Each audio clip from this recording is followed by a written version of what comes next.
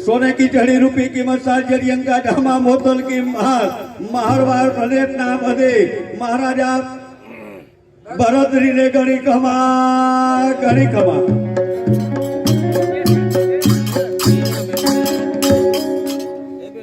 ભારતના ચરણોમાં ભરતરીના નાના ભાઈ વિક્રમના પ્રણામ.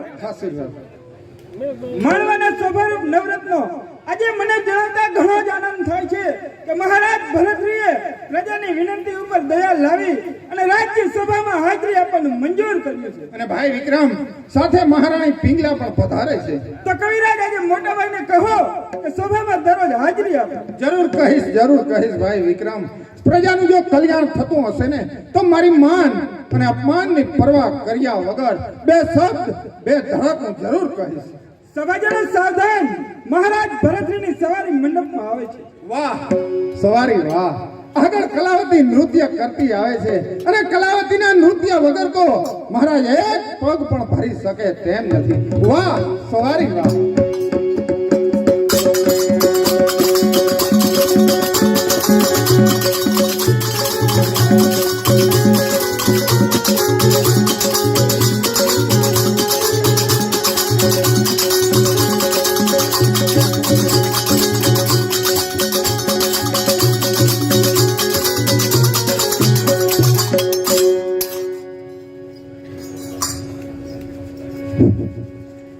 हे दे दे मोरलिया तू मेरी रानी राधा, दे दे मोरलिया हमारी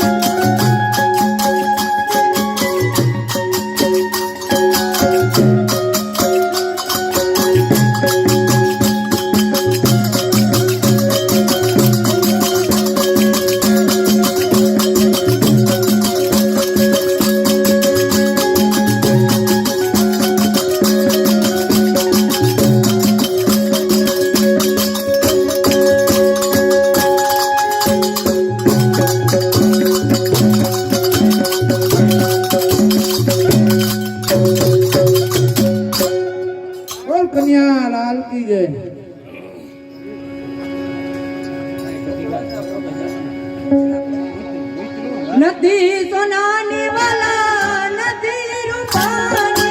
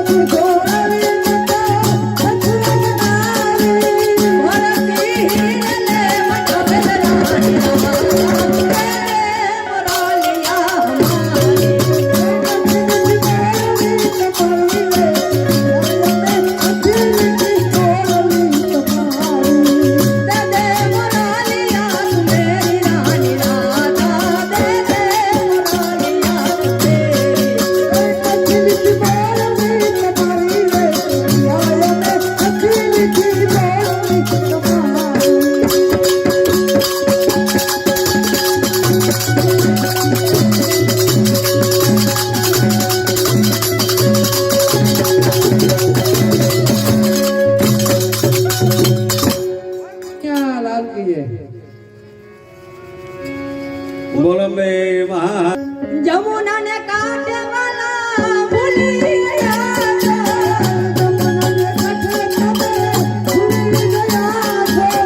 जमुना ने काटे वाला भूली गया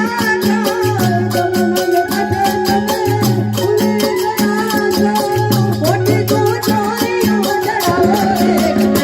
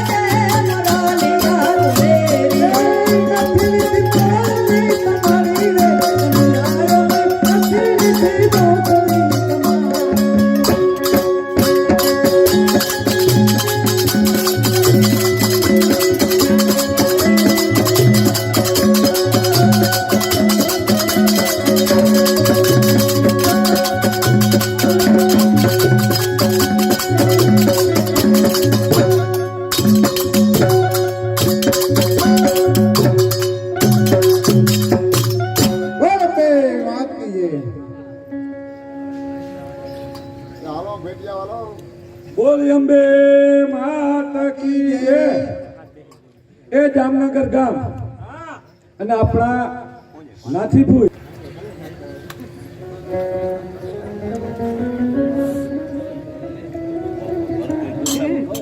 વાહ કલાવતી વાહ, આજે તો તે ખરેખર હદ કરી છે. એ આપની કૃપા છે, કૃપા નિદાન. ખરેખર કલાવતી, તારું નૃત્ય જાદુ કર્યું છે. આ 92 લાખ માળવાનો ધણી તારા નૃત્ય વિના બેચેન રહે, એ શું કઈ ઓછી કળાની વાત છે? હા હા કલાવતી, રાણી સાચું જ કહે છે. તું તો ખરેખર એક કલાની મૂર્તિ છે. લે આ હાર. લે આ મારા તરફથી મોતી માળા. ઘણો જીવો મહારાજ તથા મહારાજ. ઇનામ અને આશીર્વાદ પૂરા થયા છતાં પણ રાજ્ય સભા તરફ જોવાની કે નજર કરવાની કોઈને ફુરસત નહીં. અરે મહારાજ, હવે તો જો ફુરસત હોય ને તો આ રાજ્ય સભાનો મુજરો મંજૂર કરો. એટલે શું પિંગલા, આપણે રાજ્ય સભાની અંદર આવી પહોંચ્યા? જી હા સ્વામી, આપણને એટલી પણ ખબર નથી. જી નહીં પિંગલા, કારણ કે મારું જીવન ક્યાં ચાલ્યું જાય એની મને ખબર નથી. પછી હું ક્યાં છું એની મને ક્યાં ખબર પડે. અરે જ્યાં નજર નાખું ત્યાં પિંગલા તું જ દેખાય છે. અરે અહીંયા તું, ત્યાં તું, સર્વ જગ્યાએ તું જ દેખાય છે. અરે તું જ પ્રેમ સાગરમાં આ જીવન ડૂબતું જાય છે. મોટા ભાઈ, પ્રજાની એક વિનંતી છે તે સાંભળો. અરે મારા ભાઈ વિક્રમ, કહે પ્રજા શું ઈચ્છે છે? રામશાસ્ત્રીના હાથમાં, બ્રહ્મશાસ્ત્રીના દીકરાના હાથમાં જો શારદા મંદિર સોંપાય ને તો જ કઈ ઉન્નતિ થાય એમ પ્રજા ઈચ્છે છે. ઓહો, એ તો ઘણી ખુશીની વાત છે વિક્રમ. એમાં મને પૂછવાની શું જરૂર છે? આવા નાના મોટા પ્રશ્નનો તમે પોતે જ ઉકેલ લઈ શકો છો. અને વધારામાં મોટા ભાઈ, આપણી હાજરી રહે ને તેમ પણ પ્રજા ઈચ્છે છે. જરૂર ભાઈ વિક્રમ, મને ફુરસત મળતા હું રાજ્ય સભાની અંદર જરૂર હાજરી આપીશ. શું કહ્યું મહારાજ? ફુરસત મળતા રાજ્ય સભામાં હાજરી આપશો એમ જ ને? અરે રાજમંડળ, રાજ વહીવટ તો રાજમંડળ ચલાવી રહ્યું છે, છતાં પણ આપને રાજ્ય સભાની અંદર હાજરી પણ આપવાની ફુરસત નથી. અરે રાજકવિ, મારું જીવન કંઈક જુદું જ છે. નથી પરવા મને આ રાજ્યની, નથી તૃપ્તિ આ રાજ્યની. બસ એક રાજી રહે પિંગલા, તો આ જીવનની પણ મને પરવા નથી. ઓહો મહારાજ, તો અભ્યાસ ઘણો સારો કર્યો. અમને આ સપને પણ અમે ધાર્યું નહોતું કે અમારા રાજાના મુખમાંથી આ શબ્દો નીકળશે. અરે ધાર્યું હતું અમે કે રાજા અમારો દેવનો અવતાર છે. ધાર્યું હતું અમે કે રાજા અમારો સર્વગુણી ભંડાર છે. એ ધારણા સાવ ઊંધી ગઈ. હીરો નહીં પથ્થર મળ્યો. અરે સ્વતંત્ર ગણાતો આ રાજવી પરતંત્ર આજે થઈ ગયો. બસ મારો, તમારી આ અમંગળ વાણી બંધ કરો. કારણ કે ગમે તેવું મારું જીવન હોવા છતાં પહેલે હતી ને એ જ રાજનીતિ અહીં સન્મુખ છે. કેશો જરા મને કે આપણી પ્રજાને શું દુઃખ છે? અરે અત્યારે મહારાજ સુખ પણ શું છે કે આ રાજા પરાધીન થઈ ગયો એમ સમજી ચોર લૂંટારાનો ત્રાસ આપણા રાજ્યની અંદર દિન પ્રતિદિન વધતો જાય છે. આ સ્ત્રીઓના શિયાળ ભાર બજારે લૂંટાઈ રહ્યા છે. અરે માતા ભગવતી શારદા નિરાધાર થઈ રહી છે. અરે વિદ્યાલયના જીવ મહારાજ સૌ ઉડી રહ્યા છે.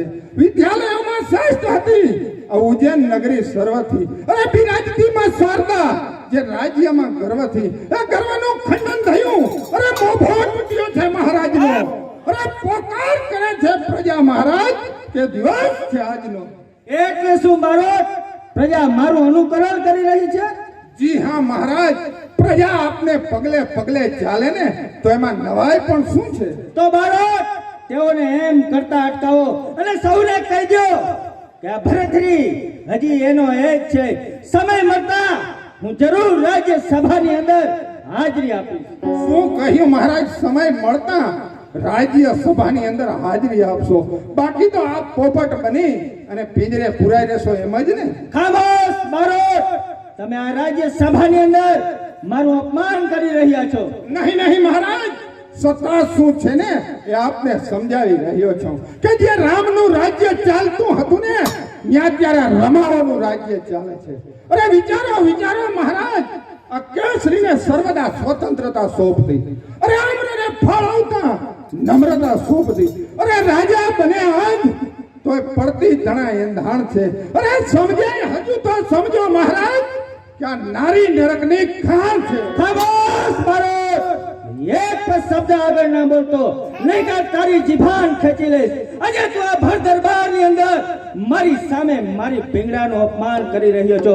અરે હું સર્વ કંઈ નિભાવી લઈશ, પણ પિંગળાનું અપમાન ક્યારે પણ નહીં નિભાવી શકું. હવે એક શબ્દ આગળ બોલ્યો ને તો આ તલવાર તારી ગરદન પર પડતા નહીં અચકાય. હા હા સ્વામીનાથ, આપ આ શું કરી રહ્યા છો? અરે સત્ય બોલનારને તલવારનો પુરસ્કાર ન હોય.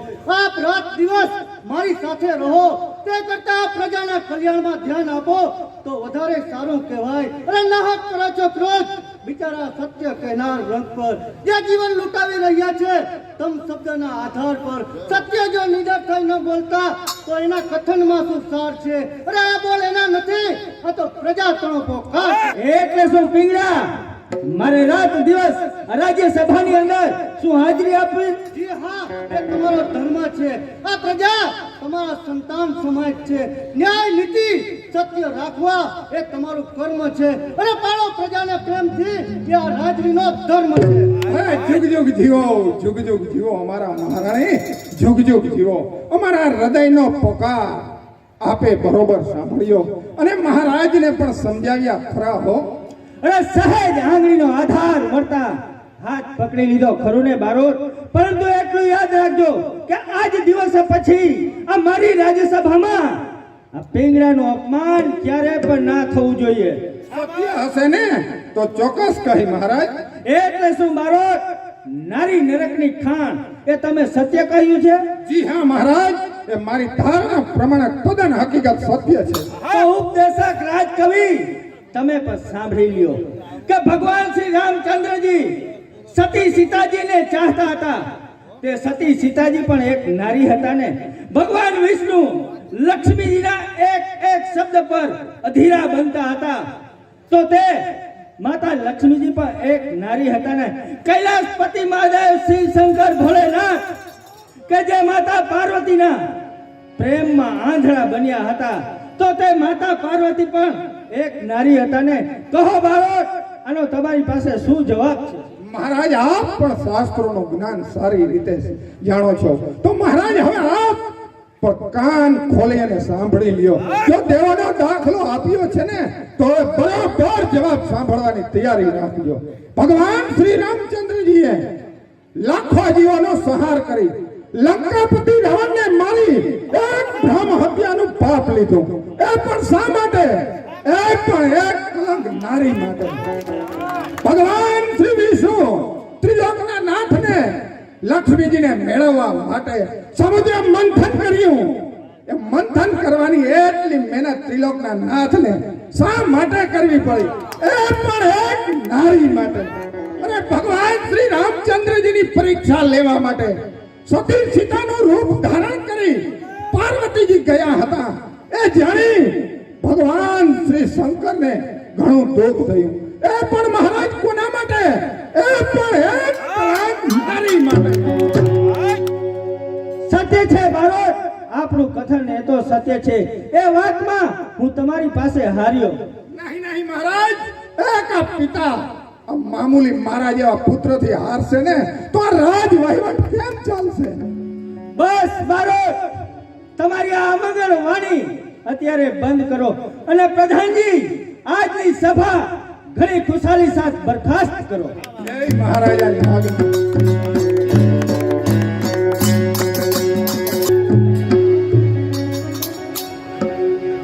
અલખ નિરંજન, અલખ નિરંજન. ગુરુદેવ મચ્છંદ્રનાથના ચરણોમાં આપણા શિષ્ય ગોરખના પ્રણામ. કલ્યાણ હો બેટા.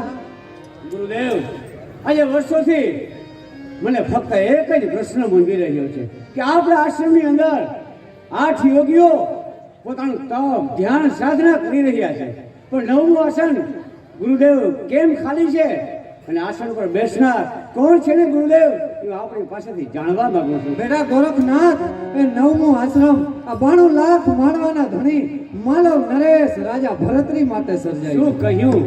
92 લાખ માળવા મહારાજ રાજા ભરતરી માટે? તો રાજા ભરતરી આપણા આશ્રમમાં નહીં આવે? જરૂર આવશે, સમય થતા જરૂર આવશે. અત્યારે રાણી પિંગળાના મોહ પાસમાં ફસાયેલ છે, પણ એક દિવસ સમય થતા એ જરૂર આ આશ્રમ તરફ આવશે. બરાબર છે ગુરુદેવ. તમામ મનુષ્ય જાણે છે